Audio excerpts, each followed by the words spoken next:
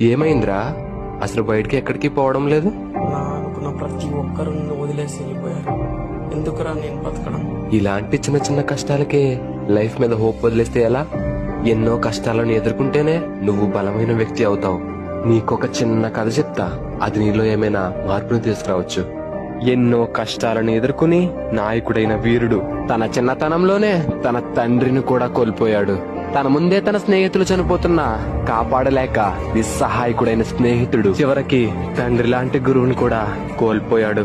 అయినా కూడా బాధపడకుండా ఎన్నో కష్టాలను దాటి ఒక గ్రేట్ సెన్సేగా అయ్యాడు.